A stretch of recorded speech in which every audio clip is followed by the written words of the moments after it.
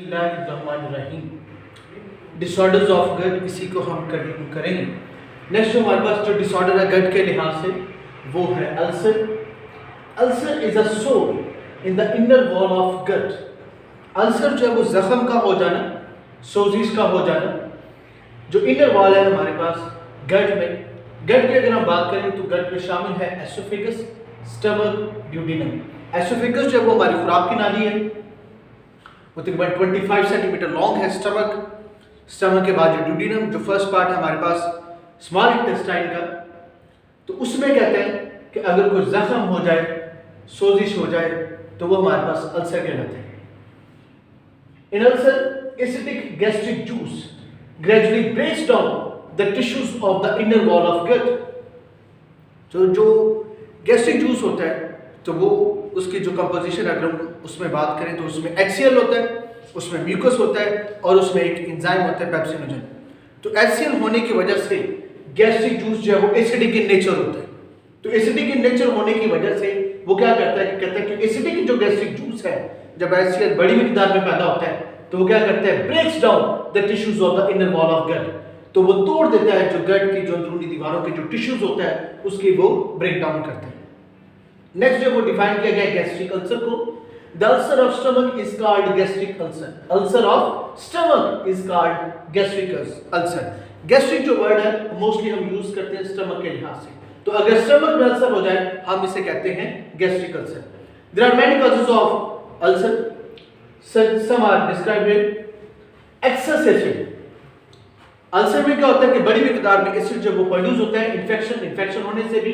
Long term use of anti inflammatory medicine including aspirin. अगर हम लंबे अरसे के लिए जो एंटी इंफ्लेमेटरी मेडिसिन है जिनमें शामिल है एस्पिरिन, जिसको आप बखूबी जानते हैं डिस्प्रिन के नाम से, अगर हम anti inflammatory medicine, painkillers, सोजिश के खिलाफ, दर्द को दूर करने वाली अद्वियात अगर हम लंबे अरसे के लिए इस्तेमाल करते हैं तो उसकी वजह से भी अल्सर हो जाता है। नेक्स्ट वो कहता है कि स्मोकिंग है, स्मोकिंग करने से, ड्रिंकिंग कॉफी को पीने से भी कहते हैं कि ज्यादा पीने से भी अल्सर हो जाता है। कोलाज है और स्पाइसी फूड्स हैं, अगर आप स्पाइसी फूड भी खाते हैं तो उसकी वजह से भी अल्सर होने के चांसेस होते हैं। नेक्स्ट जो है इसके सिम्टम्स क्या है, सिम्टम्स में कहता है एब्डोमिनल बर्निंग आफ्टर मील्स और एट मिडनाइट। जब आप खाना खाते हैं तो खाना खाने के बाद जो है वो कहते हैं कि आपको एब्डोमिनल बर्निंग होती है, आपको जलन महसूस होती है। रात के वक्त एब्डोमिनल पेन, आपको पेट का दर्द होता है। Rush of saliva after an episode of regurgitation, तो ऐसा लगता है कि जैसे आपने जो खाना खाया है वो खाना जो वो आपके मुंह को आ रहा है, तो इसे हम कहते हैं रिगर्जिटेशन। लॉस ऑफ एपेटाइट, आपको भूख नहीं लगती। एंड वेट लॉस, तो ये जो वो सिम्टम्स है हमारे पास अल्सर के लिहाज से। नेक्स्ट जो हमारे पास ट्रीटमेंट क्या अल्सर का, तो वो कहता है कि medicine which includes neutralize the acidic effects of gastric juice. तो गैस्ट्रिक जूस में बड़ी मिकदार में एक्सेस एसिड जो HCl जो वो प्रोड्यूस होता है, जिसकी वजह से जब वो अल्सर, जो सोर होते हैं, जो जख्म है उसके ऊपर जब HCl लगता है तो वहां पर हमें जब वो पेन फील होता है। तो कहता है कि वो क्या करता है, ये जो एसिडिक इफेक्ट है गैस्ट्रिक जूस का उसको न्यूट्रलाइज करता है। तो हमारे पास मेडिसिन का नाम है मिल्क ऑफ मैग्नीशिया।